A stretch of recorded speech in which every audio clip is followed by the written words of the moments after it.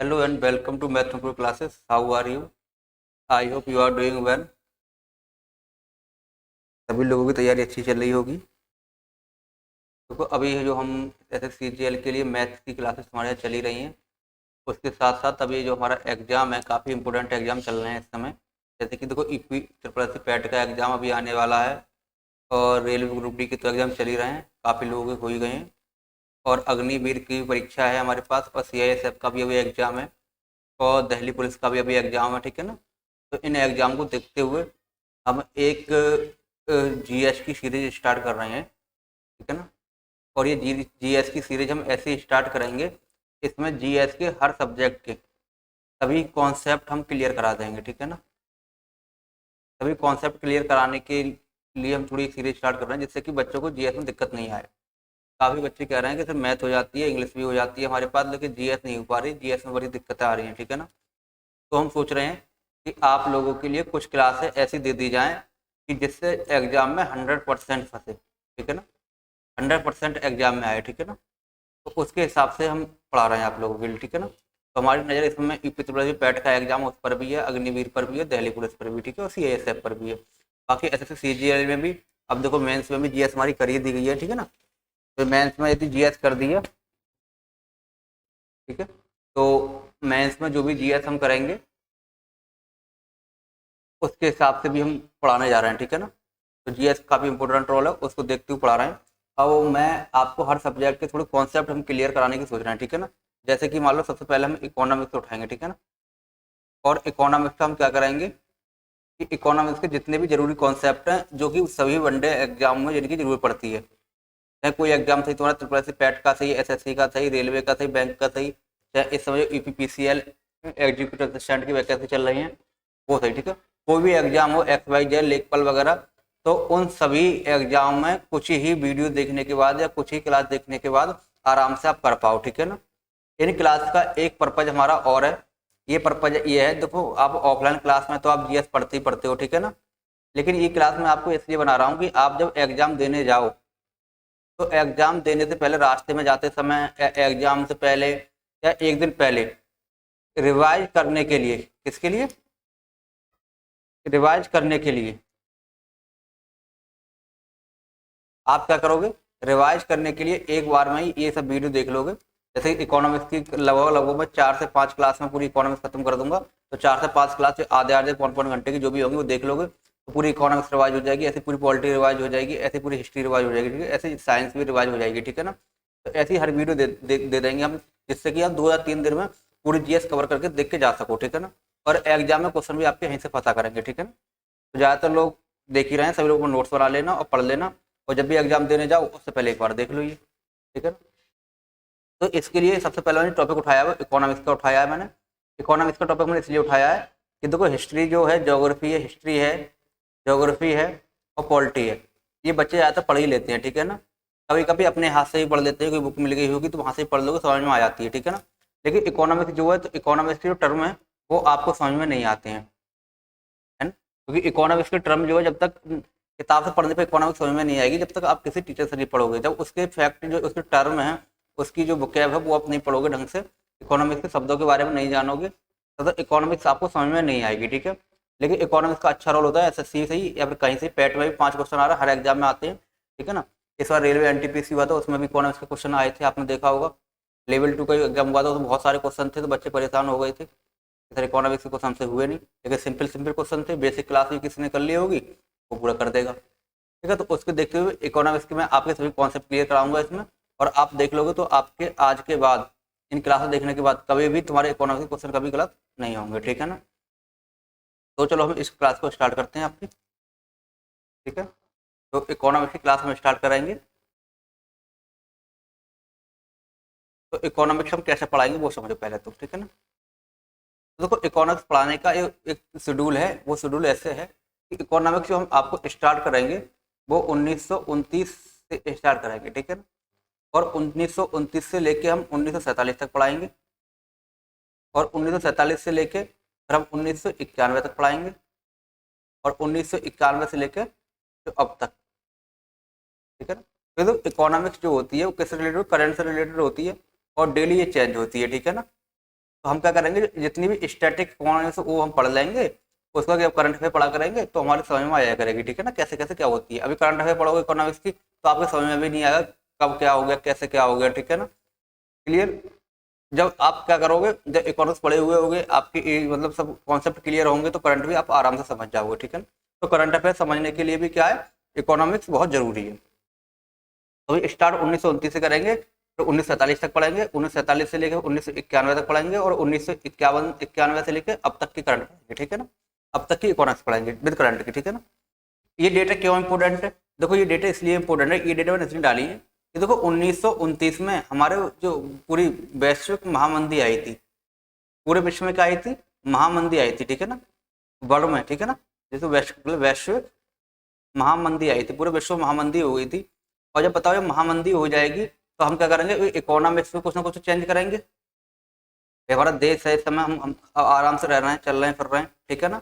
और जब एक जैसे ही तुम्हारा क्या महामंदी आएगी, मतलब कोई वस्तु खरीदने को तैयार नहीं होगा, किसी का पैसे ही नहीं होंगे, ठीक है ना, तो हमें कुछ कॉन्सेप्ट क्लियर करने, कुछ चेंज करने पड़ेगा इकोनॉमिक्स में, तभी कर पाएंगे, इससे निकल पाएंगे बाहर, ठीक है ना। तो महामंदी से बाहर निकलने के लिए जो जो हमने चेंज किए हैं उन सभी चेंजों के बारे में जानेंगे, ठीक है। जो चेंज कब तक, 1947 से हुए हैं, ठीक है ना। 1947 के बाद क्या हो गया, भारत हमारा आज़ाद हो गया है, ठीक है, भारत क्या हो गया, आज़ाद। तो 1947 से पहले जो इकोनॉमिक्स चलती थी वो अंग्रेजों के हिसाब से चलती थी हमारे यहाँ, ठीक है ना।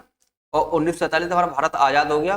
जब भारत आज़ाद होगा तो वे अंग्रेज अपने हिसाब से इकोनॉमी चला रहे होंगे, तो उसमें कुछ तो हमने परिवर्तन किया होगा, नहीं किया होगा, क्या क्या होगा, हमने कुछ परिवर्तन किया होगा अपने देश के हिसाब से, तो अंग्रेज देश छोड़ चले गए, तो उन परिवर्तनों को पढ़ाएंगे हम कहाँ तक, 1991 तक, ठीक है ना।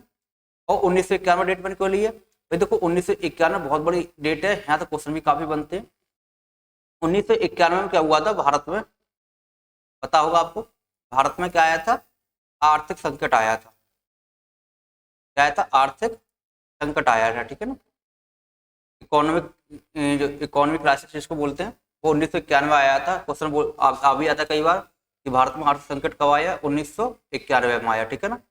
तो जब आर्थिक संकट आया भारत में, तो इस आर्थिक संकट से निकलने के लिए जो जो हमने चेंज किए थे अपनी इकोनॉमिक्स में, ठीक है, इकोनॉमी में, पॉलिटी में, जो हम चेंज लेके आए थे, उन चेंजों के बारे में पढ़ेंगे हम यहाँ पे, ठीक है ना, कि 1991 निकलने के लिए हमने क्या क्या चेंज किए थे, ठीक है ना।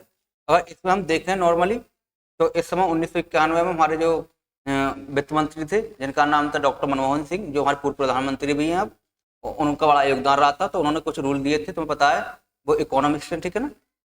तो उन्होंने कुछ रूल दिए थे, उन्होंने आर्थिक संकट से निकलने के लिए काफी मदद की थी, ठीक है। क्या क्या सुधार किया गया हमारी इकोनॉमी में, इकोनॉमिक के सिद्धांतों में कैसे कैसे निकले थे, उस सब के बारे में पढ़ेंगे, ठीक है ना। उसके बाद 1991 के बाद से अब तक की जितनी भी घटना घटी हो, ठीक है ना, उनके बारे में भी हम सब चीज पढ़ेंगे, ठीक है ना। जैसे कि हम बात करें कि 1991 के बाद में क्या क्या हुआ है, तो देखो इसमें जो जितने भी हमारे 91 के बाद जितने भी हमारे कृषि सुधार हुए हैं, कृषि सुधार हुआ होगा, जितने भी हमारे ढांचागत सुधार हुए हैं, तो ढांचागत सुधार जानते हो ना, जितने भी इकोनॉमिक्स के जो कॉन्सेप्ट है, उन इकोनॉमिक कॉन्सेप्ट में जो सुधार हुआ है उनको ढांचागत सुधार बोलते हैं, वो पढ़ेंगे, ठीक है ना। और जो भी हमारा श्रम सुधार हुआ है, ठीक है ना, श्रम सुधार तो पता ही है आपको कि अभी हमारा क्या हुआ था भाई, 2019 में कोरोना आया है, तो कोरोना के बाद पूरी इकोनॉमी चेंज हो गई थी, पूरी मतलब दुकानें वगैरह सब बंद हो गई थी, इकोनॉमी सबकी देशों की तहस नहस हो गई थी। तो हमने पुराने कुछ रूल चेंज करके नए रूल लेके आए थे, जिनमें देखो सभी लोग काम, किसी को काम नहीं, सब घर बैठ गए थे, किसी को काम नहीं मिला था, जहाँ श्रमिकों की हालत खराब हो गई थी। तो उसमें श्रम में सुधार करने के लिए कुछ हम नियम लेके आए थे, उन श्रम सुधारों को भी पढ़ेंगे कौन कौन से लेके आए थे, ठीक है ना। और हमने थोड़े से कौन कौन से इसमें आर्थिक सुधार किए थे, तो आर्थिक सुधारों के बारे में पढ़ेंगे, ठीक है ना। और इसी दौरान 1991 के बाद से हमारे एक अच्छा कॉन्सेप्ट आया है, अच्छी चीज है जीएसटी, और जीएसटी के बारे में भी पढ़ेंगे, ठीक है, वो इस पार्ट में पढ़ेंगे, ठीक है ना। इस वाले पार्ट में क्या करेंगे, बीच वाले में 43 से जो 91 तक का पार्ट हुआ है, तो इस दौरान हमारा क्या आया था, जो हमारे योजना आयोग है, क्या था भाई हमारा, जो भी हमारा था योजना आयोग, और योजना आयोग के बाद में जो भी हमारी पंचवर्षीय योजना आई थी, उन पंचवर्षीय योजना के बारे में पढ़ेंगे हम, ठीक है ना। जो पंचवर्षीय योजना आई थी उनके बारे में पढ़ेंगे। और पंचवर्षीय योजना के साथ साथ हमारे यहाँ पे देखो हमें हरित क्रांति आई थी इन योजना के दौरान, तो हरित हरित क्रांति के बारे में भी पढ़ेंगे हम, क्या क्या आई थी। इसी दौरान जो है दुग्ध क्रांति आई थी, ठीक है ना, दुग्ध क्रांति आई थी, या दूध का जो विकास हुआ था जो उसके बारे में हम पढ़ेंगे, ठीक है ना। और इसी दौरान 1947 के बाद 1969 में आप जानते हैं एक काम और हुआ है, जो बैंकों का राष्ट्रीयकरण हुआ है। बैंकों का राष्ट्रीयकरण का मतलब क्या है और कितनी बैंकों का राष्ट्रीयकरण हुआ था, कैसे हुआ था और किस किस समय में हुआ था, ये सब चीज़ हम जानेंगे बैंकों का राष्ट्रीयकरण, ठीक है। जब 1947 से आगे पढ़ेंगे तो एक ये चीज़ें पढ़ेंगे, ठीक है ना। बोलो हाँ या ना, ठीक है ना।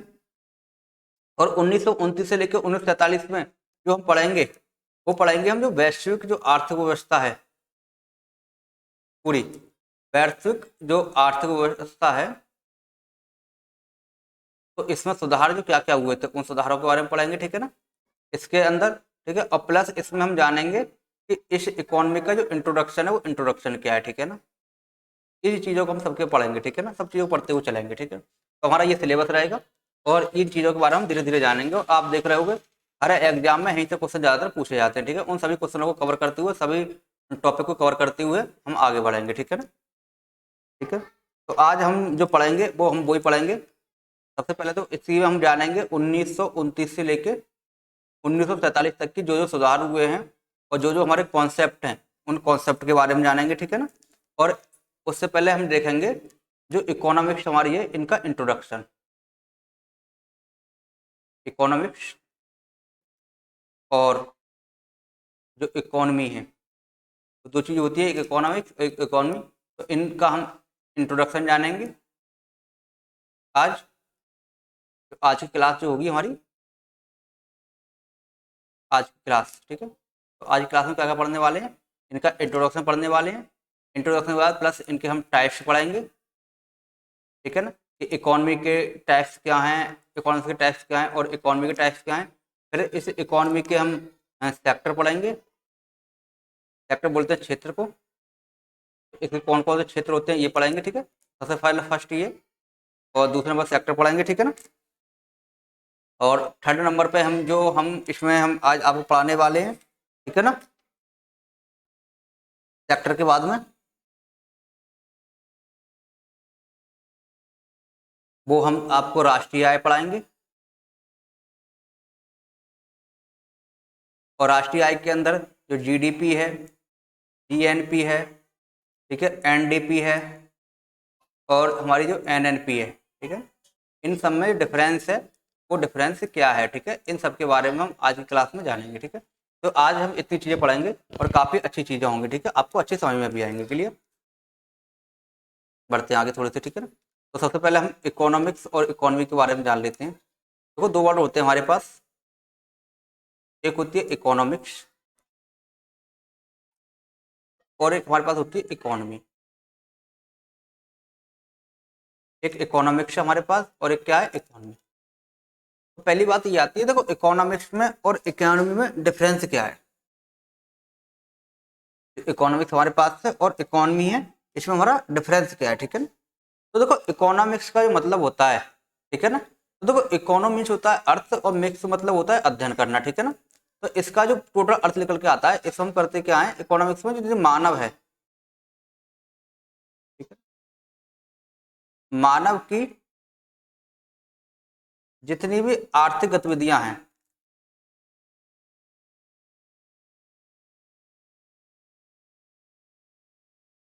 आर्थिक गतिविधियों का अध्ययन। तो मानव की आर्थिक गतिविधियों का अध्ययन करना क्या कहलाती है, इकोनॉमिक्स कहलाती है, ठीक है ना। अब मानव आर्थिक गतिविधियां कौन सी हो सकती हैं तुम्हारी, भाई देखो जितना भी है, जॉब करना, जॉब के बाद खर्च करना, लोन लेना, सामान खरीदना, पूंजी का निर्माण करना, किसान हो तो खेती करना, खेती करके उसके अंदर जो बीज डालना, मतलब इन्वेस्ट करना, इन्वेस्ट करने को काटना, काट के बेचना, ये जितने भी आर्थिक मतलब जितने भी पैसे संबंधित गतिविधियां होती हैं, तो पैसे संबंधित जितनी भी गतिविधियां होंगी उन सबका अध्ययन जो हमारा किया जाता है, किसमें किया जाता है, इकोनॉमिक्स में किया जाता है, ठीक है ना। और ये हमारा कैसा पार्ट है, ये हमारा थ्योरेटिकल पार्ट है, ठीक है। ये कैसा पार्ट है हमारा, थ्योरेटिकल पार्ट है, थ्योरेटिकल पार्ट है, थ्योरेटिकल भाग है, ठीक है। इसमें थ्योरेटिकल का मतलब क्या है, इसमें थ्योरी थ्योरी होगी और सब थ्योरियों को पढ़ेंगे, ठीक है, कि इसका नियम क्या है, इसका नियम क्या है, इसका नियम क्या है। तो हम इकोनॉमिक्स ये रूल पढ़ेंगे, ठीक है ना। तो बताओ हम जो किताब पढ़ते हैं किसकी होती है, इकोनॉमिक्स की या इकोनॉमी की, वो इकोनॉमिक्स की किताबें होती हैं, ठीक है। किसी चीज का अध्ययन करना इकोनॉमिक्स है, ठीक है, कौन सी, मानव गतिविधियों का अध्ययन करना, ठीक है। और इकोनॉमी क्या है, तो देखो जो मानव की जो गतिविधियां हैं, मानव की जो आर्थिक गतिविधियां हैं,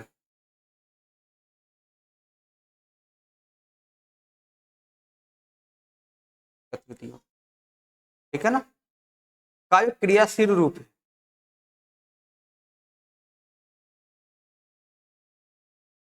तुम्हारा क्या कहलाता है, वो तुम्हारा इकोनॉमी कहलाता है। बोलिए भाई, समझ में आपके आ रहा है, नहीं आ रहा है, ठीक है ना। तो मानव की आर्थिक गतिविधियों का जो क्रियाशील रूप है वो क्या कहलाएगा, इकोनॉमी कहलाएगा, ठीक है ना। जैसे मान लो देखो हम कोई रूल पढ़ के आए, हमने इकोनॉमिक्स के अंदर हमने कोई रूल पढ़ लिया, ठीक है ना, कि जीएसटी हमारी ऐसे ऐसे लागू होगी, इस पर इतना इतना टैक्स होगा, फिर इसके बाद ये होगा, हमने पढ़ा है। और यदि वो जीएसटी को हम लागू कर रहे हैं, ठीक है ना, मार्केट में लागू कर रहे हैं, वो तुम्हारी क्या हो गई, इकोनॉमी हो गई, ठीक है ना। बोलिए समझ में आ रहा है आपके, नहीं आ रहा है। जैसे मान लो कोई आपने एक रूल पढ़ा है कि देखो, बड़े बड़े लोग कहते हैं कि देखो हमारे पास जितने भी रुपए होते हैं वो हमारे पास सबके सब रुपए घर में नहीं रखने चाहिए, उनमें से कुछ रुपए को हम क्या करें, बैंक में जमा कर दें। वो लोग कहते हैं कुछ रुपए को क्या करें, घर में रखें, कि इमरजेंसी आई तो कहाँ से लाओगे, कुछ रुपए गोल्ड वगैरह खरीद के रख लें, जिसको इमरजेंसी सामने बेच के पैसा निकाल सके, ठीक है ना। तो कहते हैं जो हमारे पास पैसा होता है उसको कई भागों में बांट देना चाहिए, ठीक है ना। तो जो हम अध्ययन कर रहे हैं ना, हम जानकारी ले रहे हैं, वो कहाँ से, इकोनॉमिक्स से ले रहे हैं। और यदि हम इस पर करना स्टार्ट कर दें, वो तुम्हारी क्या होगा, इकोनॉमी होगी, ठीक है। तो ये तुम्हारा थ्योरेटिकल पार्ट है, थ्योरी पढ़ने का जो नियम पढ़ने के बाद उनको अप्लाई करते हैं, तो अप्लाई करना क्या कहलाता है, इकोनॉमी कहलाता है। और ये तुम्हारा कौन सा है, ये प्रैक्टिकल पार्ट है। कौन सा पार्ट हो ये आपका, ये आपका प्रैक्टिकल पार्ट है, इकोनॉमी, ठीक है ना। समझ में आ रहा होगा आप लोगों को, ठीक है। अब थोड़े आगे बढ़ते हैं हम इसमें, इतनी चीज आपको समझ में आई गई होंगी, ठीक है ना। तो अब धीरे धीरे पढ़ेंगे। तो अब देखो इकोनॉमिक्स जो है, तो हम इसमें टाइप्स ऑफ इकोनॉमिक्स देखेंगे और टाइप ऑफ इकोनॉमी देखेंगे, ठीक है। तो मैं जानता हूँ इकोनॉमिक्स और इकोनॉमी में आपको अंतर समझ में आ गया होगा, ठीक है ना। चलो तो थोड़े आगे बढ़ते हैं, ठीक है ना। तो अब हम एक देखते हैं टाइप्स ऑफ इकोनॉमिक्स देखते हैं, टाइप ऑफ इकोनॉमी। यदि आपको किसी को इंग्लिश नहीं पता, इंग्लिश समझ में नहीं आ रहा हो तो समझ लेना, तो इसको हम अर्थशास्त्र बोलते हैं, ठीक है ना। बता दूंगा आपके लिए, इधर गया कोई पढ़ाया था मैंने। इसको हम अर्थशास्त्र बोलते हैं, किसी को समझ में नहीं आ रहा हो तो। मैं ज़्यादातर हिंदी में पढ़ाने की कोशिश कर रहा हूँ, ठीक है ना। वैसे तो हम इसको इंग्लिश में पढ़ाते हैं। और इसको हम अर्थव्यवस्था बोलते हैं, ठीक है ना।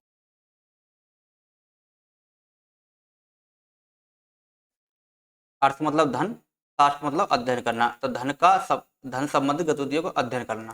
अर्थ मतलब धन, मतलब व्यवस्था, अरेंजमेंट। तो अर्थ मतलब धन का अरेंजमेंट करना, व्यवस्था करना, इकोनॉमी कहलाती है, ठीक है ना। चलो टाइप्स ऑफ इकोनॉमिक्स जाने, ठीक है ना।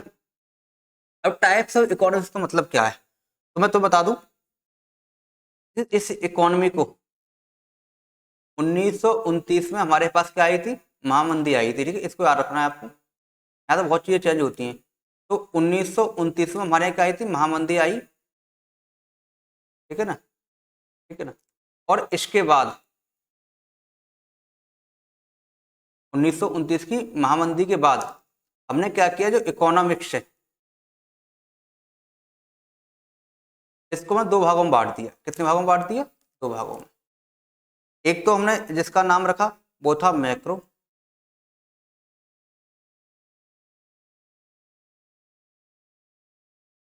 और एक कौन थी, माइक्रो,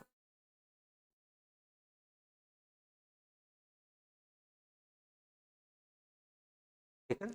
इसको हिंदी में बोले तो मैक्रो को हम समष्टि बोलते हैं।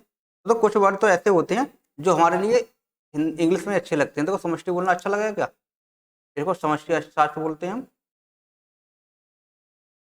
और माइक्रो को बोलते हैं वृष्टि।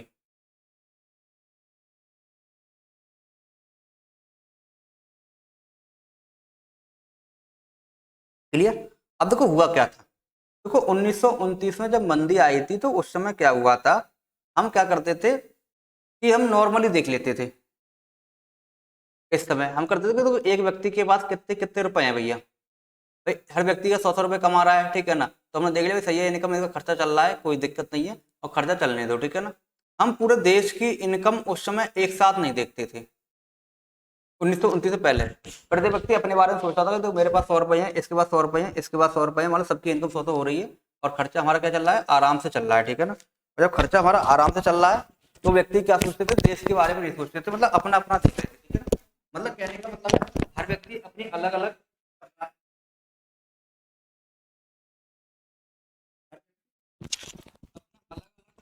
देख रहा है, तो इसका मतलब है छोटे लेवल पे देख रहा है, और छोटे लेवल पे देखना क्या कर रहा था तुम्हारा, माइक्रो इकोनॉमिक्स, ठीक है ना। लेकिन हुआ क्या, भाई जब इन लोगों को काम मिलना बंद हो गया, भाई एक समय ऐसा है कुछ कारण काम मिलना बंद हो गया, कोरोना हुआ तो लोगों को काम मिलना मिलना बंद हो गया। जब काम मिलना बंद हो गया तो लोगों को पैसे आने बंद हो गए। अब पैसे आने बंद हो गए तो उनके पैसे बचे ही नहीं।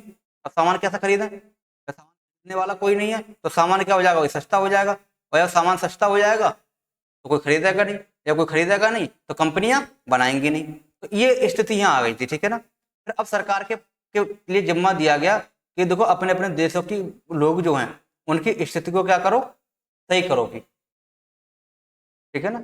उनकी स्थिति सही करो, मतलब उन्हें काम दो या उन्हें डायरेक्ट पैसे दो, जिससे क्या हो कि वो सब चीज लोग जाएं मार्केट में सामान खरीदें, जिससे मंदी हटे, डिमांड बढ़े और फैक्ट्रियाँ स्टार्ट हों, ठीक है ना।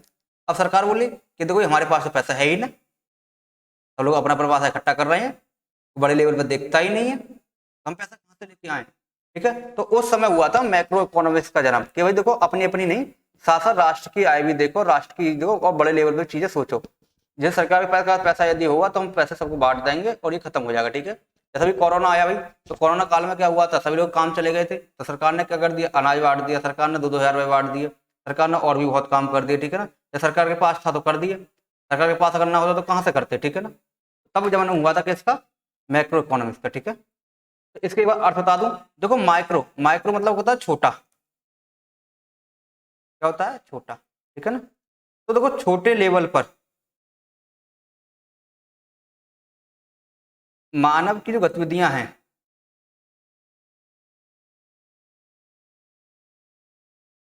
कौन सी गतिविधियां, आर्थिक। तो छोटे लेवल पर मानव की आर्थिक गतिविधियों का अध्ययन क्या कहलाएगा तुम्हारा, माइक्रो इकोनॉमिक्स, ठीक है ना। और मैक्रो का भी इसका होता है, बड़ा होता है, तो यहाँ क्या होगा, बड़े लेवल पर होगा, ठीक है ना। तो यदि हम बड़े लेवल पर मानव की आर्थिक गतिविधियों का अध्ययन करें तो किस में करें, मैक्रो करेंगे, और किस में करेंगे, माइक्रो में करेंगे। जैसे तुमसे पूछा जाए, देखो राष्ट्रीय आय, बताओ राष्ट्रीय आय किसका हिस्सा है, तो मैक्रो का पूरे देश की आय इकट्ठी देख रहे हैं हम। ये हम देखा महंगाई, तो महंगाई क्या होगी भाई, एक व्यक्ति पे तो होगी नहीं, पूरे देश पे होगी, तो महंगाई किस में आएगी, मैक्रो में आएगी।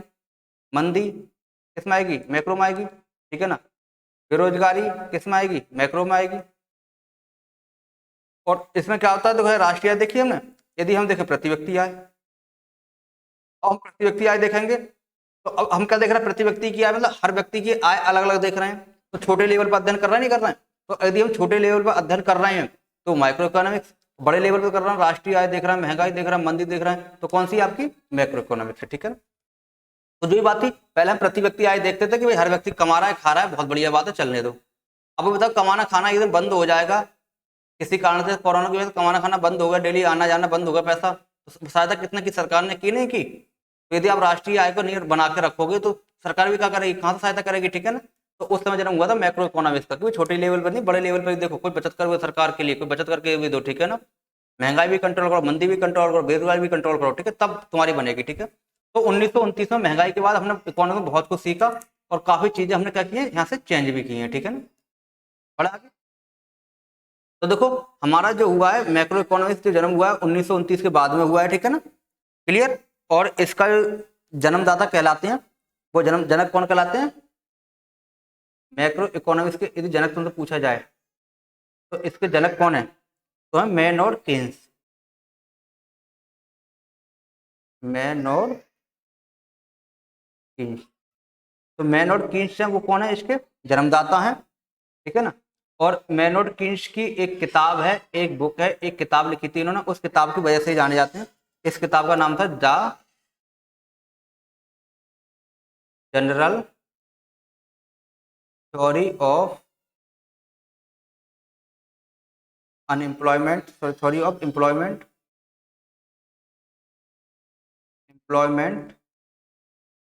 एंड मनी, ठीक है ना। ये एक किताब है और ये किताब तुम्हारी कब लिखी गई है, 1932 से 1936 में लिखी गई है। तो 1936 में किताब लिखी गई, 1929 में मंदी आई थी, तो हम सोच रहे थे क्या सुधार करें।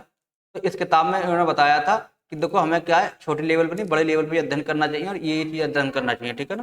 तो इसी किताब के बाद एक जन्म हुआ था मैक्रो इकोनॉमिक्स का, तो इसलिए इसके जनक कौन माने जाते हैं, मैनोर्ड केन्स, यदि आपसे पूछा जाए तो, ठीक है ना। बोलो हाँ या ना। अब इसके जनक बताओ कौन, तो इसके तो कोई जनक ही नहीं है, ये तो पुराने जमाने से चली आ रही है, ठीक है ना। इसकी कोई वही नहीं है, पहले ये चली आ रही थी, ठीक है ना। ये तो प्राकृतिक है, ठीक है, नेचुरल है, ठीक है ना। और इसलिए इसको कभी स्कूलों में पढ़ाया भी नहीं जाता है। जो हमारे स्कूल होते हैं वो स्कूल हमेशा किसके होते हैं, मैक्रो इकोनॉमिक्स के होते हैं। हमेशा स्कूल में ये चीज़ें पढ़ाई जाती हैं। माइक्रो इकोनॉमिक स्कूल में कभी नहीं पढ़ाई जाती है, ना ही इसके कभी स्कूल होते हैं, ठीक है। स्कूल किसके होते हैं, मैक्रो इकोनॉमिक्स के होते हैं, ठीक है ना। बोलो आपको समझ में आ रही नहीं आ रही है, ठीक है ना। तो कुल मिला के बताओ, इकोनॉमिक्स के टाइप में समझ में आपको आगे होंगे, ठीक है ना। थोड़े से अगर हम और आगे बढ़ें, ठीक है ना, और आगे बढ़े तो हम एक चीज़ देखते हैं अब, इकोनॉमी। तो देखो अब हम थोड़ा टाइप्स ऑफ इकोनॉमी देखेंगे।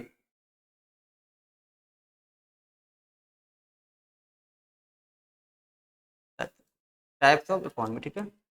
इसको देखो हमने दो प्रकार से बांटा है, इसको दो प्रकार से बांटा है। पहला बांटा है हमने आंतरिक संबंधों के आधार पर,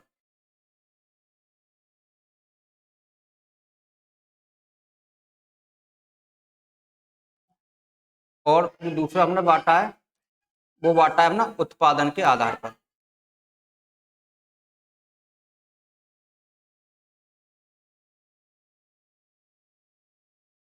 इंग्लिश में लिखना चाहो तो लिख सकते हो, waste on internal relation, waste on production, ठीक है ना। दोनों के बारे में मैंने आपको बता दिया है, ठीक है। तो आंतरिक संबंधों के आधार पर यदि हम देखें तो आंतरिक संबंधों के आधार पर ये दो प्रकार की होती है। फर्स्ट देखो, एक तो होती है ओपन इकोनॉमी,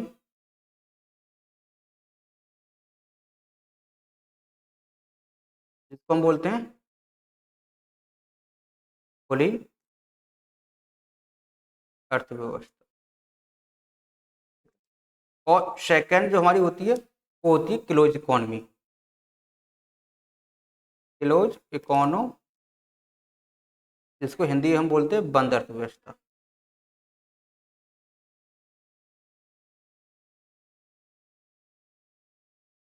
एक खुली अर्थव्यवस्था होती है, एक हमारी कौन सी होती है, बंद अर्थव्यवस्था होती है, ठीक है ना। इसके बारे में भी थोड़ी चीजें आप जान लो, ठीक है ना। ये खुली अर्थव्यवस्था क्या है, बंद अर्थव्यवस्था क्या है, ठीक है। तो देखो ये आंतरिक संबंधों के आधार पर है। अब आंतरिक संबंध किसमें देखेंगे हम, कंट्री के बीच में या देशों के बीच में। तो जो देश हैं उन देशों में संबंध कैसा है, ठीक है ना, उसके आधार पर देख रहे हैं, ठीक है ना। तो देखो जहां आयात निर्यात, आयात निर्यात होते हैं, ठीक है, वहां अर्थव्यवस्था तुम्हारी कैसी होती है, वहां अर्थव्यवस्था तुम्हारी ओपन अर्थव्यवस्था होती है, खुली अर्थव्यवस्था होती है, ठीक है ना। और जहां आयात निर्यात ही नहीं है, और जो देश आयात या निर्यात कर ही नहीं रहा है,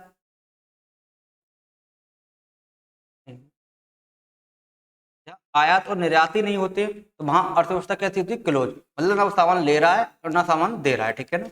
लेकिन याद रखना आयात निर्यात होते हैं, होना चाहिए, चाहे तुम्हारा 1 रुपए का हो, किसी देश का आयात या निर्यात 1 रुपए का है, तब भी उसकी इकोनॉमी कैसी जाएगी, ओपन हो जाएगी, ठीक है ना। चाहे कुल 1 रुपए का हो, ज्यादा नहीं हो, एक का हो, ओपन हो जाएगी। अगर 1 रुपए का भी आयात है, कोई देश ना 1 रुपए का ले रहा है ना कोई 1 रुपए का दे रहा है, तो वह अर्थव्यवस्था तुम्हारी कैसी है, क्लोज अर्थव्यवस्था है, बंद अर्थव्यवस्था, ठीक है ना। क्लियर। अब बताओ कोई ऐसा देश हो सकता है जिसका आयात निर्यात नहीं होती हो, तो देखो ऐसा कोई देश नहीं है जो आयात और निर्यात नहीं करता हो, ठीक है ना। तो किसी को पेट्रोल की जरूरत है, किसी को पानी की जरूरत है, किसी को खाने की जरूरत है। हर देश किसी ना किसी देश से कुछ ना कुछ आयात कर रहा है, कुछ ना कुछ निर्यात कर रहा है, ठीक है ना। और अभी से नहीं, हमेशा से ही करते चले आ रहे हैं, ठीक है ना। तो ऐसे वालों क्लोज इकोनॉमी किसी भी देश की नहीं है। ये एक कैसी है, आइडियल सिचुएशन है। ये एक आदर्श अवस्था है। ये एक आदर्श अवस्था मान ली गई है। कोई भी देश की इकोनॉमी क्लोज इकोनॉमी नहीं हो सकती, ठीक है ना। और ओपन इकोनॉमी किसकी होगी, ये प्रत्येक देश की होगी। तो ऐसा कोई देश नहीं जो आयात निर्यात नहीं करता हो, ठीक है ना। जैसे भारत ही ले लो, तो भारत की इकोनॉमी बताएं तो कैसी होगी, भाई खुली होगी, कि हम आयात निर्यात क्यों कर रहे हैं। एक बार क्वेश्चन आया था कि बताओ भारत की इकोनॉमी आज़ादी से पहले कैसी थी। भाई आज़ादी से पहले कैसी थी, भाभी ओपन ही थी। भाई देखो, पुराने जमाने से देखो चले आ रहे हैं लोग, ठीक है ना। अंग्रेज क्या करने आए थे, व्यापार करने आए थे, तो कैसी ओपन इकोनॉमी होगी, ठीक है ना। और इससे पहले हम पढ़े तो आपने सिंधु घाटी अर्थव्यवस्था पढ़ी होगी। तो सिंधु घाटी अर्थव्यवस्था में बताया गया था कि मेसोपोटामिया की मोहरें सिंधु घाटी सभ्यता में पाई गई थी। तो इसका मतलब सिंधु घाटी सभ्यता जो थी उसका व्यापार मेसोपोटामिया के साथ में था, तो वहाँ भी इकोनॉमी कैसी थी, ओपन इकोनॉमी थी। तो भारत की इकोनॉमी हमेशा से कैसी रही है, ओपन रही है। हर देश की ओपन रही होगी लगभग लगभग, ठीक है ना। लेकिन फिलहाल में प्रत्येक देश की इकोनॉमी कैसी है, ओपन है, ठीक है, क्लियर। अब हम एक चीज जानते हैं, जो हमारी होती है उत्पादन के आधार पर कितने प्रकार की होती है, ठीक है ना। उत्पादन के आधार पर हमारी जो इकोनॉमी होती है वो कितने प्रकार की होती है, वो आप देखेंगे, ठीक है। नेक्स्ट,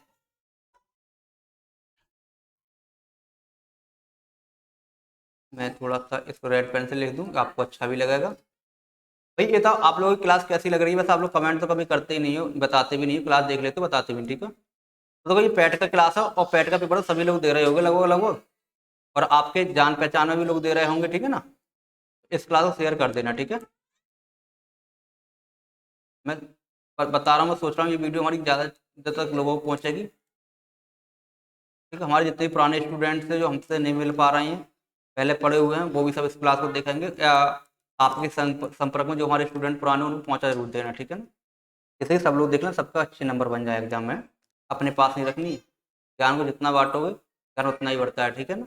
ये बस इतना हमें मिल गया तो हमें क्या, जितना आगे बढ़ाओगे उतना ही फायदा है, ठीक है। तो देखो एक उत्पादन के आधार पर देखें, तो देखो उत्पादन के यदि आधार पर देखें हम, तो इकोनॉमी कितने प्रकार की होगी, ठीक है ना। तो देखो उत्पादन के आधार पर इकोनॉमी जो हमारी है वो है ना तीन प्रकार से बांटी, कितने प्रकार में बांटी है, तीन में।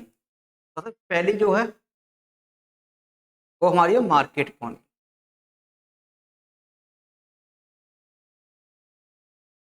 मार्केट इकोनॉमी,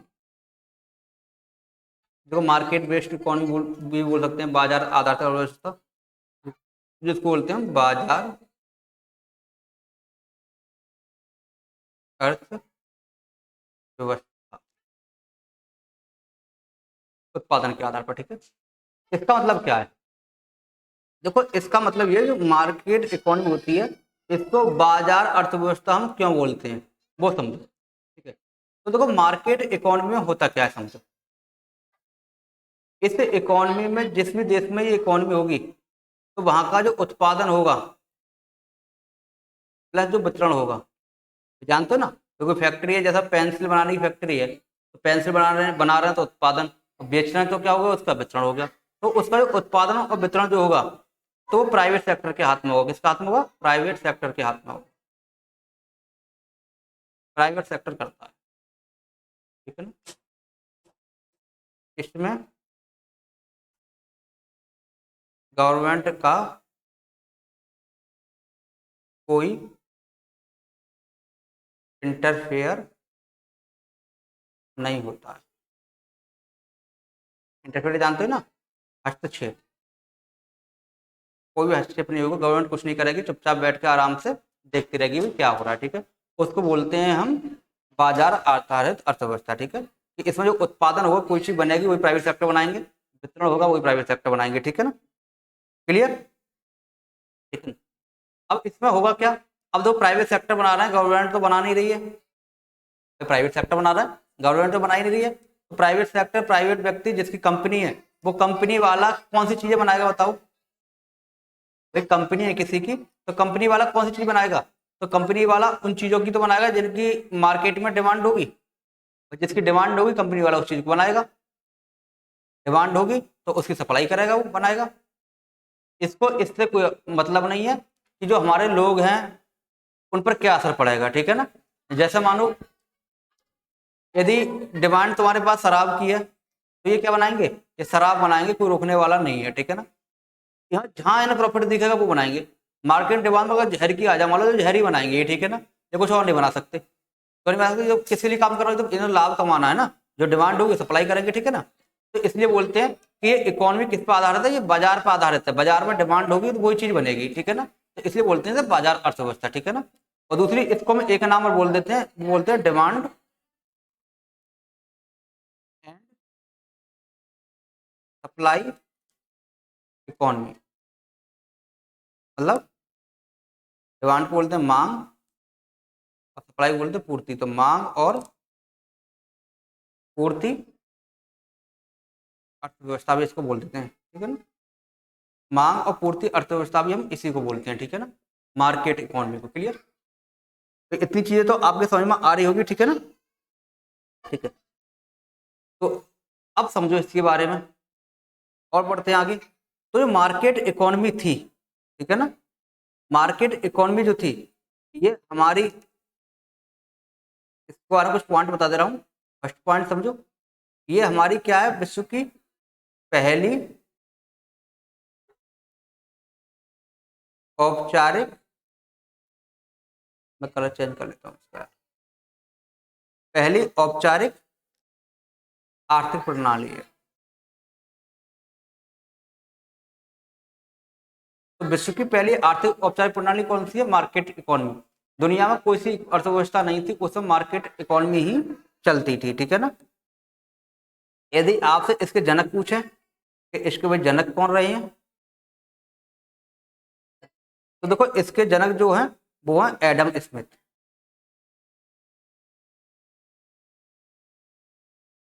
इसके जनक कौन रहे हैं, एडम स्मिथ रहे हैं, ठीक है ना। ये एडम स्मिथ कहाँ के रहने वाले थे, ये स्कॉटलैंड के रहने वाले थे। ये कहाँ के रहने वाले थे, ये स्कॉटलैंड के रहने वाले थे। इन्होंने इसका जन्म किया था, स्कॉटलैंड के रहने वाले थे, ठीक है ना। और इनने एक बुक लिखी थी, ये किताब का नाम जरूर याद कर लेना, और याद नहीं हो ना तो एक बार पढ़ रहे हो तो आपको ध्यान तो आ ही जाएगा, ठीक है। वो थी an inquiry, an inquiry into the nature and cause of the wealth of nation. बहुत बड़ा नाम है किताब का, ठीक है। ये किताब थी an inquiry into nature and cause to the wealth of nation, ठीक है। इस किताब में इन्होंने इस सब के बारे में बताया था, ठीक है ना, कि हमारे देश की अर्थव्यवस्था कैसे चलनी चाहिए, ठीक है। तो इन्होंने बताया था कि हमारे देश की अर्थव्यवस्था मार्केट इकोनॉमी होनी चाहिए, ठीक है ना। ये मार्केट इकोनॉमी क्यों होनी चाहिए, देखो स्टार्टिंग में बात थी कोई फैक्ट्री लगा नहीं रहा था, कोई कुछ कर नहीं रहा था, तो सरकार ने छूट दे रखी थी, भैया अपनी अपनी फैक्ट्री लगाओ, अपने अपना बेचो बनाओ। देखो फैक्ट्री लगानी नहीं चाह रहा था, उसको बढ़ावा देने के लिए हमें मार्केट इकोनॉमी लानी पड़ी, ठीक है। तो उस सब के बारे में इस किताब में बताया गया है, ठीक है। तो लोगों ने इनकी किताब पढ़ी और किताब पढ़ने के बाद पढ़ा कि देखो अपनी फैक्ट्री लगाएंगे तो कितना फायदा है, क्या चीज़ मिलेगी क्या नहीं मिलेगी, ठीक है ना। इसने रूल भी बनाए थे कि आपको गवर्नमेंट कुछ नहीं कहेगी, कुछ बना के बेचो, ये सब चीज़ें सब बताई गई थी, ठीक है। तो इसलिए बोलते हैं कि ये किताब क्या है, जनक है किसकी, मार्केट इकोनॉमी की, ठीक है। बोलिए हाँ या ना, ठीक है ना। ठीक है। और इन्होंने, एडम स्मिथ ने एक नियम दिया था लेसेज पे का।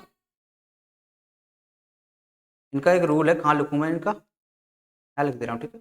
इन्होंने एक नियम दिया था लेसेज फेयर। तो ये मार्केट इकोनॉमी है, तो मार्केट इकोनॉमी लेसेज फेयर नियम का पालन करती है। और लेसेज फेयर नियम दिया किसने है, एडम स्मिथ ने दिया, ठीक है। लेसेज फेयर का मतलब क्या है, इसका अर्थ यही है, ठीक है ना। लेसेज फेयर नियम में क्या बताया गया है, ये बताया गया है कि इस इकोनॉमी में गवर्नमेंट को कोई भी इंटरफेयर या हस्तक्षेप नहीं करना चाहिए, ठीक है ना। जो प्राइवेट कर रहे हैं वो करें आराम से, तभी उसी देश की इकोनॉमी बढ़ सकती है, ठीक है ना। ये बात किसमें कही है, लेसेज फेयर सिद्धांत में कही है एडम स्मिथ ने, ठीक है ना। तो तुम्हारा क्वेश्चन आ जाएगा भाई लेसेज फेयर सिद्धांत कौन सी इकोनॉमी पालन करती है, तो मार्केट इकोनॉमी पालन करती है, ठीक है ना। उत्पादन वितरण के ऊपर कौन सी, जहां उत्पादन और वितरण प्राइवेट सेक्टर करता है उसे कौन सी इकोनॉमी बोलते हैं? उसे मार्केट बेस्ड इकोनॉमी बोलते हैं। डिमांड एंड सप्लाई की इकोनॉमी किसे बोलते हैं? भाई वो मार्केट बेस्ड इकोनॉमी है, ठीक है ना। ठीक है, अब बताओ इसमें जो फायदा होगा वो फायदा किसके लिए होगा बताओ? तो फायदा व्यापारी वर्ग के लिए होगा। तो जितने व्यापारी होंगे सामान बना रहे होंगे, बेच उनको फायदा होगा कि मन है वो बना रहे हैं, मन है वो बेच रहे हैं, मन है उतने दामों में बेच रहे हैं, गवर्नमेंट का कोई रोल ही नहीं है। तो व्यापारी वर्ग का क्या होगा इसमें फायदा, और लॉस किसको होगा? वो जनता को, आम जनता को क्या होगा? लॉस होगा। ठीक है ना, बात समझ यहाँ तक आपको आ रही है नहीं आ रही है? ठीक है ना, ये आपको क्लियर हो गया होगा। ठीक है ना, लेकिन ये भी लिख लेना पहली बार इसका यूज कब हुआ है। तो पहली बार प्रयोग वो इसका अमेरिका ने किया। किसने किया? अमेरिका में। सबसे पहले ये अमेरिका में लागू हुई थी, और ये अमेरिका में लागू हुई 1777 में हुई है। ठीक है, तो बताओ जब हमारा देश आजाद भी नहीं हुआ तब ये लागू हुई है अमेरिका में 1777 में सबसे पहले। ठीक है, तो यार अमेरिका में लागू हुई है। ठीक है, मार्केट बढ़े आगे भैया। तो मार्केट बेस्ड इकोनॉमी के बारे में जितनी चीजें हैं वो आपके सबको समझ में आ गई होंगी, है ना। बढ़ते हैं आगे। अब देखो दूसरी प्रकार की क्या है हमारी, दूसरी प्रकार की हमारी है गैर बाजार आधारित अर्थव्यवस्था। दूसरी भाई गैर बाजार आधारित अर्थव्यवस्था। ठीक है भाई, गैर बाजार आधारित अर्थव्यवस्था हमारी कब आई? ये तो देखो ये 1929 की महामंदी के बाद आई।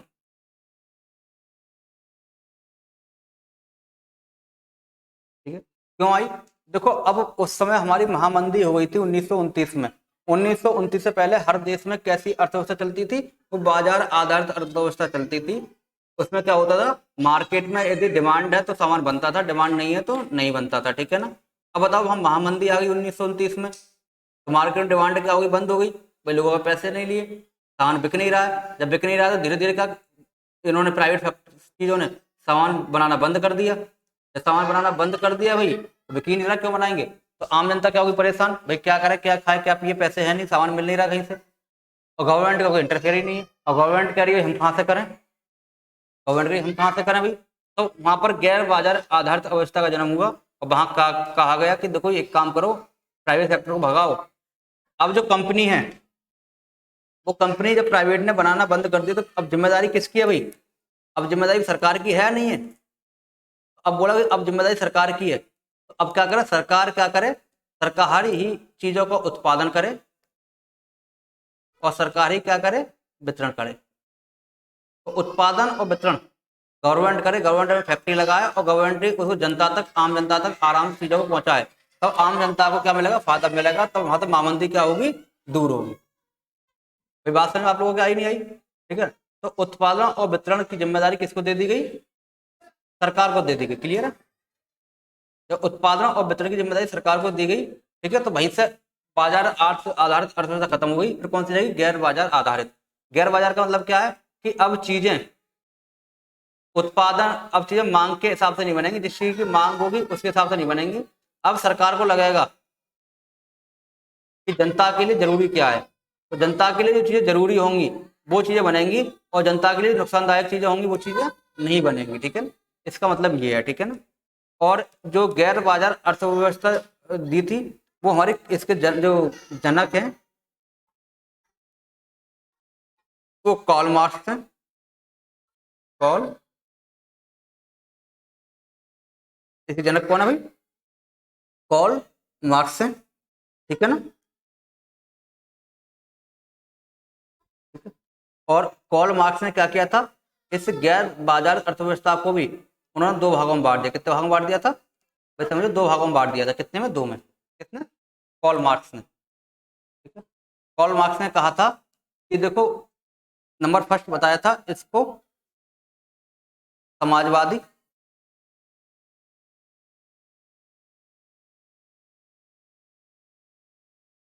अर्थव्यवस्था, इसको बोलते हैं सोशलिस्ट इकोनॉमी। और एक थी तुम्हारी कम्युनिस्ट इकोनॉमी, साम्यवादी।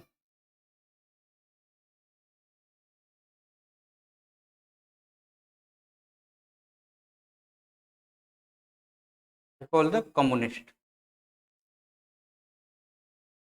कम्युनिस्ट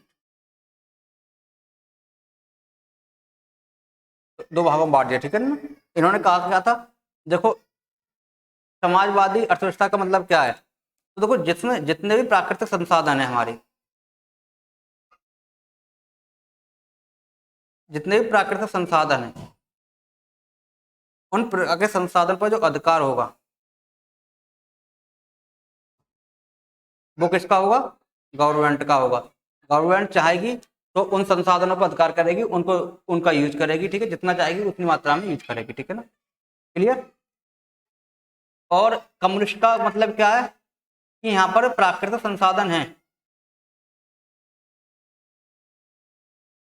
उन पर तो अधिकार सरकार का होगा प्लस श्रम, जो मजदूरी होती है, श्रम पर भी जो अधिकार होगा वो किसका होगा, सरकार का, क्लियर। इसका मतलब यह है कि प्राकृतिक संसाधन जितने भी बनते हैं वो तो यहाँ देखो समाजवादी में सरकार बेचेगी, किसको, प्राइवेट फैक्ट्री को बेच सकती है और वो इसका यूज कर सकते हैं, ठीक है। लेकिन प्राकृतिक संसाधनों का दोहन कौन करेगी, सिर्फ सरकार की करेगी। लेकिन साम्यवादी में क्या है कि प्राकृतिक संसाधनों के साथ श्रम जो होती है, लोग मजदूरी करते हैं, वो भी सरकार ही देगी। यहाँ कोई व्यक्ति क्या होगा, अपना मालिक नहीं होगा, कोई व्यक्ति फैक्ट्री नहीं खोल सकता, उस फैक्ट्री का कोई सीईओ हो सकता है, कोई वर्कर हो सकता है, वो सब किसके, गवर्नमेंट के अंडर में आएंगे और सभी को क्या मिलेगी, तनख्वाह मिलेगी, ठीक है ना। कोई व्यक्ति उसका ओनर नहीं हो सकता, ठीक है। ये कौन सी, साम्यवादी है, ठीक है ना। इसका जो सर्वप्रथम यूज हुआ था, वो यूज इसका हुआ था सबसे पहले कहाँ यूज हुआ था भाई, रूस में।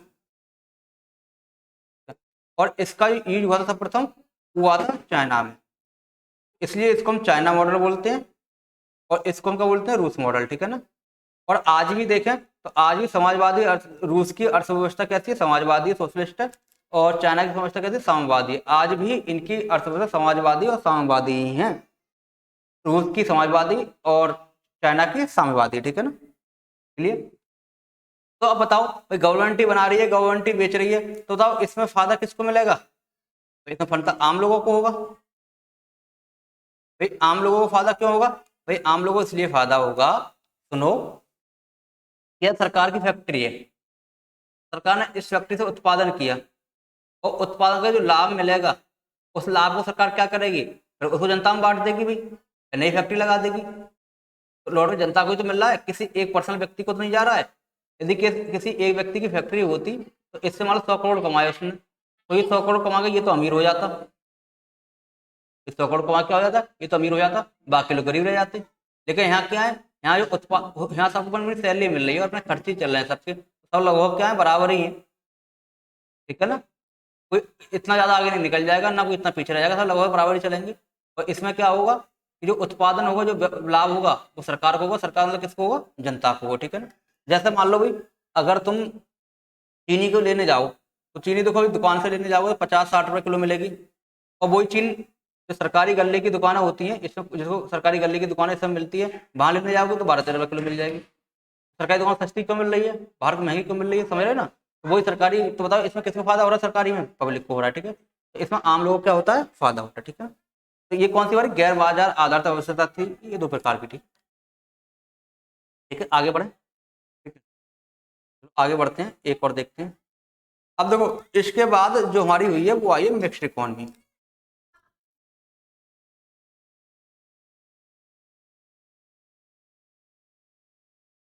मिक्स्ड इकोनॉमी क्या होता है, मिश्रित अर्थव्यवस्था बोलते हैं।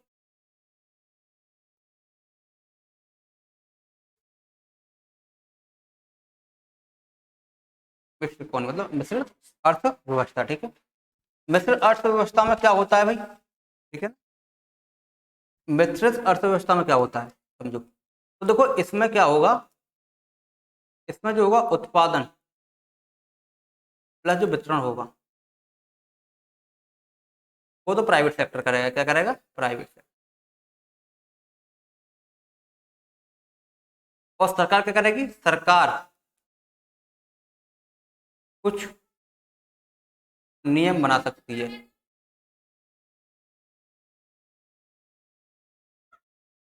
किसके, उत्पादन के प्लस वितरण के,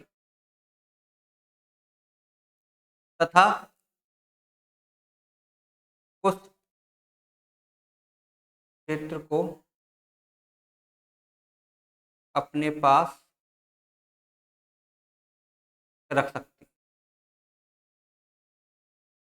ये कौन सी होती है? मिक्स।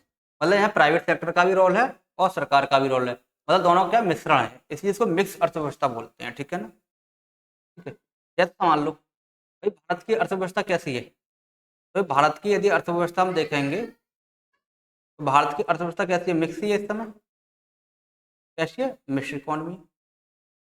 इसमें क्या होता है, तो देखो इसमें ऐसा होता है कि जो उत्पादन वितरण करने की जिम्मेदारी प्राइवेट सेक्टर की है, मतलब जितनी चीजें उत्पादन होंगी प्राइवेट सेक्टर करेंगे, लेकिन जब बेचने जाएंगे या उत्पाद करेंगे तो सरकार उनके लिए क्या बना सकती है? कुछ रूल बना सकती है और उन रूल को फॉलो करते हुए इनको उत्पादन करना पड़ेगा। ठीक है ना?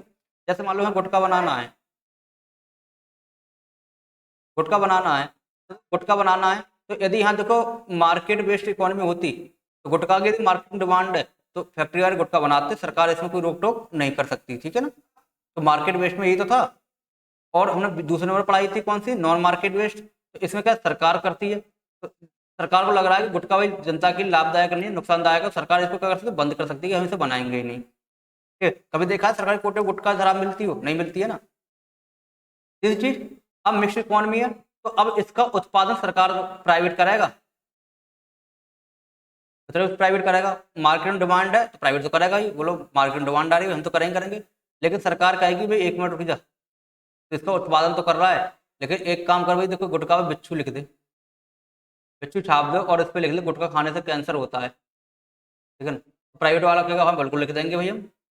सरकार क्या है प्राइवेट वालों से कि गुटखा बंद कर दो, तो प्राइवेट वाले भैया क्यों कर दो गुटखा बंद, हम तो मार्केट में डिमांड है हम तो बनाएंगे। तो सरकार कहेगी भी एक काम करो, बंद नहीं कर रहे तो बिच्छू लिख दो, इस पे लिख दो कि गुटखा स्वास्थ्य के लिए क्या है? हानिकारक है। तो प्राइवेट बोलेंगे हाँ भाई ये बात हम तुम्हारी मानेंगे क्योंकि मिक्स इकोनॉमी है, तुम्हारी बात हमें माननी पड़ेगी। ठीक है? तो गुटखा पे क्या होगा, तो ये चीज लिख दी जाएगी। ठीक है? जो कि भारत में होता है। ठीक है? तो सरकार क्या कुछ रूल बना सकती है। ठीक है? सरकार इसमें क्या होती है? रेगुलेटर का काम करती है। ठीक है ना? या कुछ क्षेत्र को अपने पास रख सकती है, कुछ क्षेत्र उनको अपने पास रख सकती है, वो कह देगी प्राइवेट में हम नहीं देंगे। तो जैसे देखो भाई जो हमारा स्पेस है, इंडिया में इसरो है ना, तो जितने स्पेस से जाने की चीजें बनती हैं, चंद्रयान वगैरह जो बनते हैं तो सरकार के अंडर में आते हैं, कोई प्राइवेट बना रहा है? इसको नहीं बना रहा है। डीआरडीओ है, जितने भी आर्मी के हथियार बनते हैं वो कौन? सरकार बनाती है। हथियार बनाना, औजार बनाना, ठीक है ना, बम बनाना, ये सब का काम सरकार ने अपने पास ले रखा है, प्राइवेट को नहीं दिया तो ये खुद बनाएगी। ठीक है? तो ऐसे कुछ अपने पास भी रख सकती है। इसे क्या बोलते हैं? Mix economy. ठीक है ना? ठीक है? बोलो हाँ या ना भाई। ठीक है ना? भाई ये इकोनॉमी आई क्यों? तो ये इकोनॉमी इसलिए आई कि हमारी इसका नॉन मार्केट बेस्ड चल रही थी, कि सरकार जो चाह रही थी वो बना रही थी, सरकार जो नहीं चाह रही थी वो नहीं बना रही थी। ठीक है ना? और सरकार जो बना रही है वो एक निश्चित रेट पे बेच रही है। ठीक है ना? तो अब बताओ बनाने वाला कौन है इसमें? सिर्फ एक ही व्यक्ति सरकार है, तो अब उसकी जो मर्जी होगी बनाएगा। ठीक है ना? मतलब यहाँ इनके बीच में कंपटीशन नहीं होगा, और कंपटीशन नहीं होगा तो ये तरक्की नहीं करेंगे। ठीक है ना? जैसे कि यार मोबाइल है, तो अपने यहाँ देखो बीएसएनएल का सिम चल रहा था, तो बीएसएनएल का सिम चल रहा था, बीएसएनएल सरकारी बनाने वाली है तो जैसे चलाएगी वैसे चलाएगी। प्राइवेट में क्या होता है?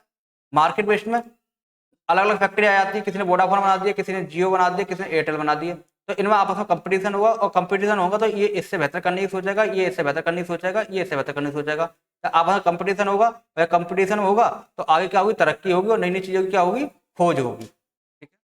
नई नई चीजों की क्या होगी? खोज होगी। सब एक से दूसरे आगे निकलने की कोशिश करेंगे। ठीक है ना? तो देखो मोबाइल कहाँ से कहाँ तक आ गए, अब हर कंपनी हो लगी रहेगी हम मोबाइल अपना ऐसा देते हैं, हम ऐसा देते हैं, हम ऐसा देना, तो नई नई चीजें खोज हो रही है। ठीक है ना? अगर सरकारी बना रही होती, तुम्हारी सोशलिस्ट इकोनॉमी होती, सरकारी बना बेच रही होती, तो यहाँ खोज हुई नहीं होती, तो पुराने जमाने से चले आ रहे होते। ठीक है ना? तो इसलिए मिक्स इकोनॉमी की जरूरत पड़ेगी। ठीक है ना? ठीक है ना? तो इसको बता दें हम जरा, ये सबसे पहले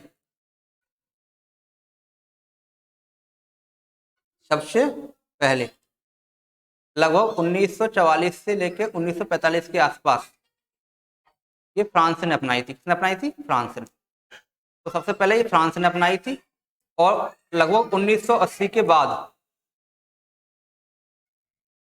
लगभग दो देश छूट गए, रूस और चीन, उसके बाद लगभग सभी देशों में कौन सी? मिक्स इकोनॉमी है। ठीक है? सभी देशों में कौन सी इकोनॉमी है? Mix economy. तो अब ये चीज आपको समझ में आ गई होगी, मुझे उम्मीद है तीनों अर्थव्यवस्था के प्रकार समझ में आ गए होंगे, सब चीजें समझ में आ गई होंगी, मुझे लगता है किसी को कोई भी दिक्कत नहीं होगी। बोलो भैया दिक्कत है? तो देखो ये चीज़ें समझ में आ रही है तो कमेंट में जरूर बता देना। बड़ी मेहनत से क्लास रिकॉर्ड हो पाती है, तुम्हारे लिए रिकॉर्ड कर रहे हैं कि तुम्हारा अभी तो एक एग्जाम है, और इस एग्जाम के बाद क्या होगा, इस एग्जाम के बाद हमारा क्या होना है, इस एग्जाम के बाद अन्य एग्जाम आएंगे तो वहां भी तुम्हें सोचते हो सर क्या पढ़ के जाए, क्या रिवाइज करके जाए, तो अगर वीडियो होंगी तो कभी भी रिवाइज करके जा सकते हो, ठीक है ना। ठीक है, अब देखो एक पढ़ेंगे सेक्टर ऑफ इकोनॉमी।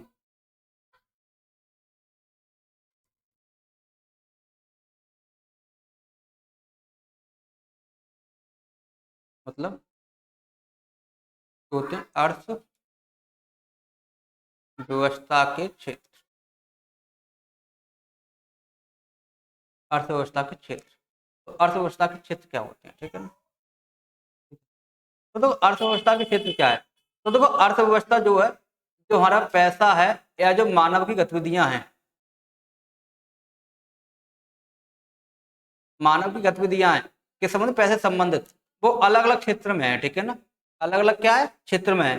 कई कोई भी देखो, कोई कृषि से पैसा कमा रहा है, कोई व्यापार से कमा रहा है, कोई सेवा से कमा रहा है, ठीक है ना, कोई किसी से कमा रहा है, ठीक है। अलग अलग चीजों पैसे कमा रहे हैं, ठीक है ना। तो इनके आधार पर हमने क्या किया है, अलग अलग क्षेत्र बांट दिए हैं, ठीक है ना। और देखो जिस देश में या जिस जगह जिस क्षेत्र की अधिकता होती है,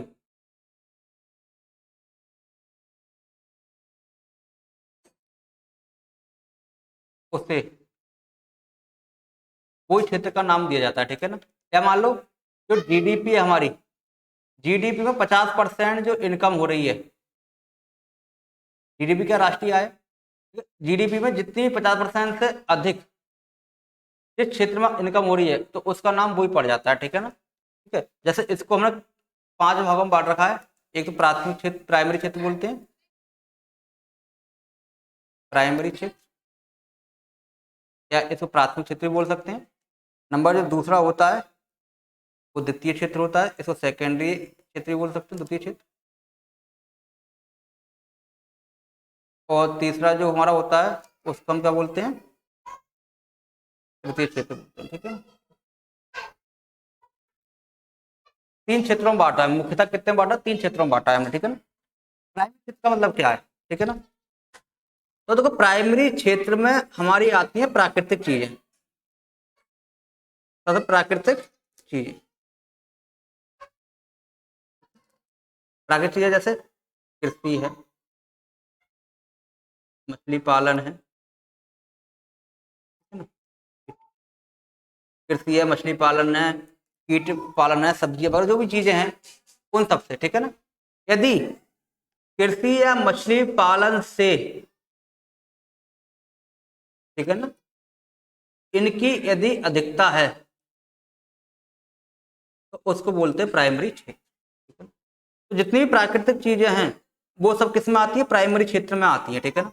अब आपसे पूछा जाए कि कृषि है, मछली पालन है, कीट पालन है, रेशम पालन है, ये किस में आएंगे, तो ये सब प्राइवेट क्षेत्र में आएंगे। तो प्राइवेट क्षेत्र में कौन सी चीजें आती हैं, जितनी प्राकृतिक चीजें हैं सब प्राइवेट क्षेत्र में आती है, ठीक है। नंबर 2 द्वितीय क्षेत्र में, तो प्राकृतिक चीजों को चीजों को जब प्रोसीड किया जाता है तो प्रोसीड किस में किया जाएगा, तो द्वितीय क्षेत्र में, ठीक है। एग्जाम्पल के रूप में जैसे मतलब कृषि है हमारे पास, हमने गेहूं का उत्पादन किया तो गेहूं निकल के आए हमारे पास। अब भाई गेहूं से हम क्या बनाएंगे, गेहूं तो प्राकृतिक है, अब गेहूं से जो बिस्कुट बनाएंगे तो बिस्कुट कैसा बना, तो प्राकृतिक चीज का उपयोग करके तो बनाया बिस्कुट हमने, ठीक है। तो जितनी भी हमारी फैक्ट्रियां होती हैं, किस बनाएगा, फैक्ट्री बनेगा नहीं बनेगा, जितनी भी फैक्ट्रियां होती हैं वो सब किस में आती है, हमारी द्वितीय क्षेत्र में आती है, ठीक है। तो प्राकृतिक चीजों को जहां प्रोसीड किया जाता है वो किस में किया जाता है, फैक्ट्री है, जितने भी उद्योग हैं वो सब किस में आएंगे, तुम्हारे द्वितीय क्षेत्र में आएंगे, ठीक है। तृतीय क्षेत्र क्या होता है, तो देखो ना प्राकृतिक क्षेत्र, प्राकृतिक चीजें, नेचुरल चीजें, ना इनको प्रोसीड किया जाएगा। यदि पैसा तुम्हारा सेवा से कमाया जाएगा, किससे, सेवा क्षेत्र। तो देखो हमारी जो भी सर्विस होती है वो सब सर्विस किस में आती है, तृतीय क्षेत्र में, ठीक है। जैसे मान लो कोई टीचर है तो टीचर की इनकम हो रही है तो बोलो टीचर किस में आएगा भाई, वो तृतीय क्षेत्र में आएगा, सेवा है। विधायक है भाई, ये भी सेवा से पैसा कमा रहा है, ठीक है ना। आर्मी में है, सेवा से कमा रहे हैं। तो जितने भी सर्विस कर रहे हैं, इंजीनियर है सेवा क्षेत्र में, डॉक्टर है सब सेवा क्षेत्र से आएंगे, ठीक है। तुम्हारा क्वेश्चन आता है कि तृतीय क्षेत्र में क्या आता है, तो सेवा क्षेत्र आएगा। द्वितीय में क्या आता है, फैक्ट्री उद्योग आएंगे। प्राइमरी में क्या है, कृषि नेचुरल चीज आएंगे, ठीक है। ठीक है? अब देखो हमने क्या किया है, यहाँ समझ गए होगे ना। तृतीय क्षेत्र को ही हमने एक दो भागों में बांट दिया, तृतीय क्षेत्र को दो भागों में बांट दिया सेवा वालों की, चौथे में और पांचवें में। तो इसको बोलते हैं चतुर्थ क्षेत्र, और एक होता है पंचम क्षेत्र। तो चतुर्थ क्षेत्र को हम ज्ञान क्षेत्र बोलते हैं। कैसा, देखो यदि सेवा तुम्हारी ज्ञान से के लिए दी जा रही है, जो सेवा है वो ज्ञान से संबंधित सेवा है, तो चतुर्थ क्षेत्र में आएगा। जैसे देखो अध्यापक है, तो अध्यापक क्या दे रहे हैं भाई, ज्ञान दे रहे हैं, तो किस में आ जाएंगे, सेवा भी तो कर रहे हैं लेकिन चतुर्थ में आ जाएंगे। वैज्ञानिक है भाई, ये भी क्या दे रहे हैं, ज्ञान दे रहे हैं, चतुर्थ में आ जाएंगे, ठीक है ना। डॉक्टर हैं, ये भी ज्ञान संबंधित है, ये किस में आ जाएंगे, चतुर्थ में आ जाएंगे, ठीक है ना। क्लियर। और सेवा में जैसे पुलिस है, तो पुलिस किसी को ज्ञान दे रहे हैं कि पैसे तो कमा रहे हैं, लेकिन ज्ञान तो अपनी ड्यूटी कर रहे हैं, ठीक है ना। डीएम है, अपनी ड्यूटी कर रहे हैं। एसडीएम है, अपनी ड्यूटी कर रहे हैं, ठीक है। सीजीआर वाले जैसे इंस्पेक्टर अपनी ड्यूटी कर रहे हैं, किसी को ज्ञान तो दे नहीं रहे हैं, बस अपनी ड्यूटी कर रहे हैं, पैसा कमा रहे हैं, तो उन्हें बोलेंगे तृतीय में। और जो ज्ञान देने वाले लोग हैं, जैसे अध्यापक वैज्ञानिक, ये चतुर्थ में आ जाएंगे, ठीक है। बेसिकली सेवा क्षेत्र का ही भाग है, ठीक है। पंचम क्षेत्र में आ जाता है शीर्ष निर्णय लेने वाले लोग, शीर्ष निर्णय लेने वाले, समझ गए? अब शीर्ष निर्णय लेने वाले कौन कौन से, पंचम क्षेत्र में आ जाएंगे। जैसे दो प्रधानमंत्री है, अब प्रधानमंत्री वैसे किस में आएगा भाई, तृतीय को सेवा क्षेत्र, सेवा ही तो कर रहा है और सेवा तनखा कमा रहा है। लेकिन प्रधानमंत्री का काम क्या भाई, निर्णय लेते हैं, ऐसे ऐसे निर्णय लेते हैं पूरा देश चेंज हो जाता है, ठीक है ना। तो किस में आएंगे, पंचम क्षेत्र में आएंगे। राष्ट्रपति आएंगे, पंचम क्षेत्र में आएंगे। या कोई कंपनी है, तो किसी कंपनी के सीईओ है, वो किस में आएंगे, पंचम क्षेत्र में आएंगे, ठीक है। जिनके निर्णय लगते हैं और निर्णय पूरी चीज चेंज हो जाती है, ठीक है, उन्हें कौन पंचम क्षेत्र बोलते हैं, ठीक है। तो ये तुम्हारे क्या अर्थव्यवस्था के क्या है, क्षेत्र है, ठीक है। मेरे हिसाब से आपको ये भी समझ में आपको आ ही रहा होगा, ठीक है। आ रहा है नहीं आ रहा है भाई, ठीक है। बताइए आगे बढ़े कि इतना ही रहने दें आज की क्लास, है कोई बताने वाला ना। चलो थोड़ा सा एक टॉपिक हल्का सा करा दें बाल को, ये भी देख लेना, ठीक है ना। ज्यादा से ज्यादा देखोगे तभी काम चलेगा तुम्हारा, ठीक है। एक राष्ट्रीय आय,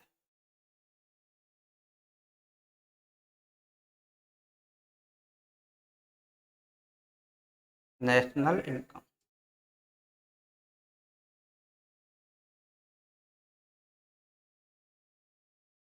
तो राष्ट्रीय आय नेशनल इनकम, ठीक है। वो देखो ये राष्ट्रीय आय हम चार प्रकार से नापते हैं। एक तो जीडीपी में,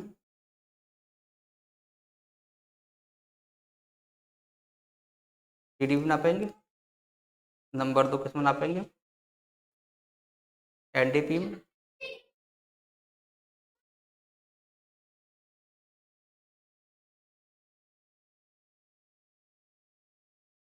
और नंबर थर्ड किस में नापेंगे हम, जीएनपी में।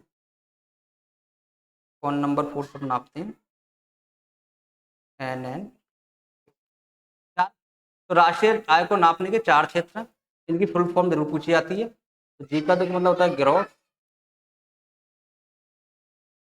डी का डोमेस्टिक, पी का मतलब प्रोडक्शन। ग्रॉस डोमेस्टिक प्रोडक्शन मतलब इसको बोलते, ग्रॉस को बोलते हैं सकल, डोमेस्टिक को घरेलू, सकल उत्पाद, सकल घरेलू उत्पाद। अब देखो एन से क्या हो जाएगी, आपकी हो जाएगी नेट, डी से डोमेस्टिक, पी से प्रोडक्शन, ठीक है। इसका मतलब क्या होगा, इसका हिंदी होगा नेट का मतलब कुल या शुद्ध, शुद्ध ज्यादा अच्छा होता, शुद्ध कुल मतलब शुद्ध कर लेना, शुद्ध घरेलू उत्पाद, पूछी जाती है इनकी, ठीक है। और ये चौथा होता है ग्रॉस, और ये होता है नेशनल, प्रोडक्ट।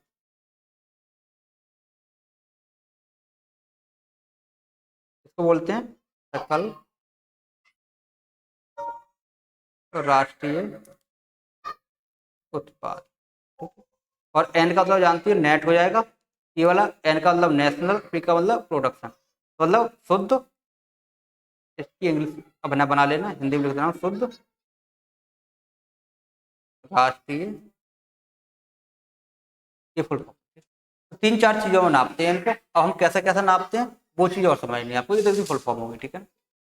तो जीडीपी का मतलब क्या है, तो ये ग्रॉस डोमेस्टिक प्रोडक्शन, ग्रॉस मतलब सकल, जितना भी डोमेस्टिक घरेलू उत्पादन, तो जितना भी घरेलू उत्पादन हो रहा है वो सब जीडीपी में आएगा। घरेलू उत्पादन का मतलब क्या है, भारत के अंदर, भारत के अंदर, भारत की सीमा है उसके अंदर, भारत के अंदर, ठीक है ना, भारतीयों या विदेशियों द्वारा कुल उत्पादन, कुल उत्पादन, ठीक है ना। उत्पादन से मतलब क्या है, किसका उत्पादन कर रहे हैं हम, वस्तु का उत्पादन भी कर रहे हैं प्लस सेवा का भी। कुल उत्पादन से मतलब वस्तु और सेवा दोनों का ही है, ठीक है। वस्तु और सेवा समझ रहे हो ना, भाई वस्तु बन रही है हमारे पास, भाई चीनी बनी, चाय बनी, पेंसिल बनी, मोबाइल बने, उनका उत्पादन। या सेवा, मान लो तो विदेश का व्यक्ति इंडिया में सेवा कर रहा है, फैक्ट्री में काम कर रहा है, या इंडिया का व्यक्ति फैक्ट्री में काम कर रहा है तो उसे भी तनख्वाह मिल रही है। तो वस्तु या सेवा दोनों मिलाकर उत्पादन, तो कुल उत्पादन को क्या बोलते हैं, जीडीपी। क्या रखा, तो भारत के अंदर भारतीय लोगों द्वारा या विदेशियों द्वारा जितना भी उत्पादन भारत के अंदर हो रहा है सबका सबका कहलाएगा जीडीपी कहलाएगा, ठीक है। अब एक दो जीएनपी देख लो, इसमें क्या अंतर है। देखो ये क्या, सकल राष्ट्रीय उत्पाद है, ये राष्ट्रीय उत्पाद है, राष्ट्रीय उत्पाद, राष्ट्रीय उत्पाद जितना भी राष्ट्रीय उत्पाद है, मतलब इसका मतलब यह है राष्ट्रीय का, भारत राष्ट्रीय का मतलब जिनके पास भारत की नागरिकता है, भारत के लोगों के द्वारा भारत के अंदर प्लस बाहर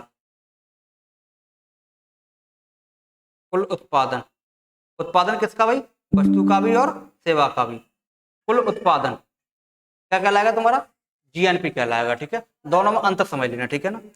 यहाँ पर क्या है देखो भाई, अंतर समझ ना, भारत के अंदर भारत के जितने भी अंदर, चाहे विदेशी काम कर रहे हैं चाहे इंडिया काम कर रहे हैं, वस्तु और सेवा को मिलाकर जितना उत्पादन हो रहा है जीडीपी। ये क्या है, भारत के लोगों के द्वारा, भारत के अंदर है बाहर जितने भी लोग काम कर रहे हैं उसका उत्पादन। जैसे मान लो कुछ लोग भारत के अंदर काम कर रहे हैं तो भारतीय द्वारा कितना उत्पादन इंडिया के अंदर किया गया, इसमें विदेशी लोगों का जो उत्पादन इंडिया के अंदर कर रहे हैं उनको नहीं जोड़ा जाएगा। और इंडिया के लोग बाहर भी काम करते नहीं करते, तो अमेरिका में भी है, सऊदी अरबिया में भी है, काफी जगह काम करते हैं, तो वहां जितना भी काम करते हैं वहां से भी पैसा लेके आते हैं, तो वो उत्पादन, दोनों उत्पादन को मिला के वो जीएनपी बनेगा, ठीक है ना। बात समझ में आई नहीं आई, तो इसमें क्या है, इसमें इंडिया के अंदर जितना भी काम हो रहा है विदेशियों के द्वारा वो शामिल नहीं है, और इसमें भारतीयों के द्वारा बाहर जो काम हो रहा है विदेशों में वो शामिल नहीं है, ठीक है ना, ये है, ठीक है। अगर इन दोनों में अंतर देखें तो देखो अंतर क्या होता है हमारा, इसमें देखो जो जीएनपी होती है वो बराबर होती है किसके, जीडीपी के, तो इसी के बराबर होगी। लेकिन इसमें से प्लस या माइनस कर देते हैं हम विदेशी एक्सचेंज, विदेशी एक्सचेंज, तो जीएनपी निकल आएगी, जीएनपी में जीडी जोड़ देंगे, ठीक है। विदेशी एक्सचेंज का मतलब क्या है, देखो जो भी जीडीपी हमारी है तो उस जीडीपी में जो भारत में विदेशियों द्वारा कमाया गया धन है वो उसमें से घटा दें, जो विदेश से इंडिया के लोग कमा के लेके आ रहे हैं वो, उन दोनों का अंतर करके यदि इसमें जोड़ देंगे तो जीएनपी आ जाएगी, नहीं आ जाएगी, ठीक है, आ जाएगी। तो जीएनपी बराबर ये हो जाएगा, ठीक है। तो जीएनपी और जीडीपी में अंतर समझ में आपका आ गया वो, ठीक है। अब एनडीपी क्या होती है, तो शुद्ध घरेलू उत्पादन क्या होता है, तो देखो ऐसा मान लो हमने देखा सकल घरेलू उत्पादन हमारे यहाँ कुल, जैसे कोई फैक्ट्री लगाई मैंने और फैक्ट्री में हमारे 100 रुपए का उत्पादन हो गया, तो हमारी जीडीपी कितनी हो जाएगी, 100 रुपए की। मान लो हमने फैक्ट्री में बिस्कुट बनाई और बिस्कुट हमारी 100 रुपए की बिक गई, तो हम बोलेंगे हमारा उत्पादन कितने का हो गया, 100 का हो गया।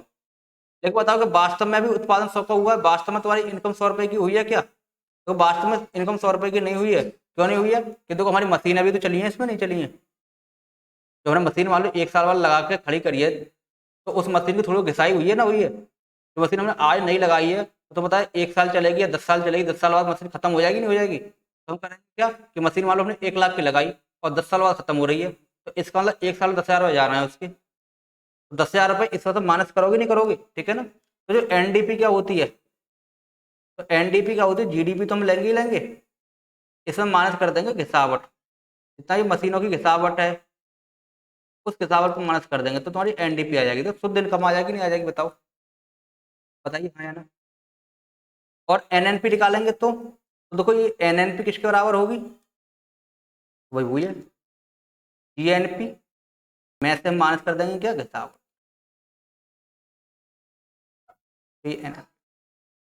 और इस एनएनपी को ही रियल इनकम कहते हैं भाई। फिर रियल वास्तविक आय कौन सी होगी, एनएनपी तो तुम्हारी होगी ना, होगी। क्यों भाई, जीडीपी वास्तविक आय क्यों नहीं होगी? देखो इसमें तो क्या है, इसमें तो भारतीय के लोगों के द्वारा भारत में कमाया धन शामिल है, और भारत के अंदर विदेशी लोग कमा रहे हैं वो भी शामिल है। लेकिन विदेशी लोग क्या तुम्हें दे जाएंगे भारत के अंदर, वो तो अपना लेके चले जाएंगे, हम जबरदस्ती कैलकुलेशन कर रहे हैं। लेकिन हमारे भारत के लोगों ने विदेश में कमाया था वो हमने इसमें ऐड ही नहीं किया। ये शुद्ध इनकम ये नहीं है। शुद्ध कौन सी, ये वाली है कि सिर्फ भारत के लोगों ने कमाया है वही तो हमारे भारत के काम आएगा। अभी विदेशी लोग तो कमा के विदेश ले ही जाएंगे, उससे हमारा क्या मतलब। भारत ने चाहे यहाँ कमाया है चाहे भारत के लोगों ने विदेश कमाया, तो वो तो हमारे काम आ रहा है नहीं आ रहा है, तो इसलिए वो होगी। लेकिन ये इसमें भी घिसावट शामिल होगी, मशीनों वाली नहीं होगी, तो इसमें से भी घिसावट माइनस कर देंगे, तो इसलिए शुद्ध इनकम कौन सी होती है हमारी, एनएनपी होती है। कभी क्वेश्चन पूछा जाएगा एनएनपी क्या होती है, शुद्ध इनकम तो एनएनपी होती है। ठीक है, बोलो हाँ या ना, समझ आ रहा है अभी? थोड़े आगे और बढ़े, थोड़े आगे बढ़ते हैं, ठीक है ना। अब देखो यदि हमारी अब हमसे पूछी जाए प्रति व्यक्ति आय,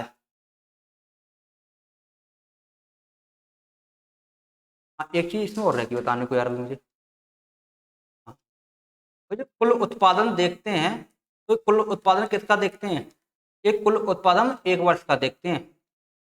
और 1 वर्ष जो तुम्हारी स्टार्ट होती है वो कहाँ से होती है, तो देखो 1 अप्रैल से लगाई जाती है। जो वित्तीय वर्ष होती है हमारी 1 अप्रैल से कहाँ तक, 31 मार्च तक, इसको हम वित्तीय वर्ष बोलते हैं। तो यहाँ पैसा देखा जाता है कहाँ से देखा जाता है, 1 अप्रैल से 31 मार्च तक। तो याद रखा जाएगा जो बैंकों की नई साल होती है कब होती है, 1 अप्रैल। वित्तीय वर्ष हमारी कब से स्टार्ट होती है, 1 अप्रैल से लेकर 31 मार्च तक। ठीक है, ये क्वेश्चन भी कई बार पूछा जाता है। ठीक है, ये प्रति व्यक्ति आय क्या होगी, तो प्रति व्यक्ति आय क्या करते हैं हम, जो हमारी कुल राष्ट्रीय आय है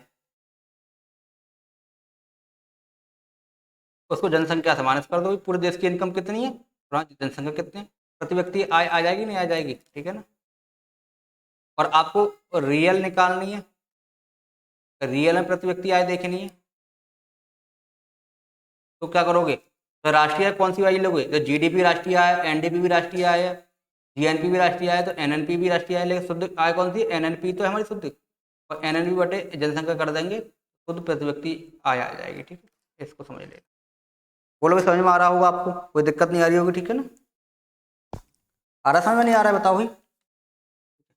अब एक चीज और, तो हमारी राष्ट्रीय आय है, तो राष्ट्रीय आय की गणना कौन करता है, ये जीडीपी है जीएनपी है, इसकी गणना कौन करता है, तो देखो इसकी गणना करता है सीएसओ। ठीक है, सीएसओ सेंट्रल स्टैटिस्टिकल ऑर्गेनाइजेशन, ठीक है ना, इसको बोलते हैं केंद्रीय सांख्यिकी संगठन। ठीक है ना, ठीक है। अब देखो सीजीएल के अंदर जो पोस्ट आती नहीं है जेएसओ की, जूनियर स्टैटिस्टिकल ऑफिसर, एस नो करने को आया, आपने फॉर्म भरा होगा तो उसमें पूछा होगा जूनियर स्टैटिस्टिकल ऑफिसर फॉर्म एस नो करें। यदि आप उसको उस जॉब बोर्ड में लगती है तो आपकी पोस्टिंग कहाँ होती है, सीएसओ के अंदर ही होती है, और आपका सब काम यही काम मिलेगा आपको। ठीक है, लिखा पढ़ा का काम उसमें बहुत मिलता है। ठीक है, तो केंद्रीय सांघिक संगठन के द्वारा क्या की जाती है, इसकी गणना की जाती है। ठीक है ना, ठीक है। तो ये सबको आपको भी समझ में आ गया होगा, मुझे लग रहा है क्लास अच्छे समझ में आ गई होगी, काफ़ी बड़ी क्लास भी हुई है मेरे हिसाब से। तो ये कितनी देर की क्लास हो गई है, 1 घंटा 14 मिनट के आसपास हो गई है। तो देखो इस क्लास को आप देखना जरूर और शेयर जरूर कर देना, अच्छी क्लास है, आपके नंबर इसमें अच्छे नंबर मिलेंगे आपको। ठीक है ना, और आपको कोई सजेशन हो क्लास को स्पीड से पढ़ाने वाला, कम पढ़ाने वाला, कोई सजेशन हो आप सजेशन जरूर बताना, क्लास अच्छी लगी हो तो बताना जरूर। ठीक है ना, अगली क्लास में मिलते हैं।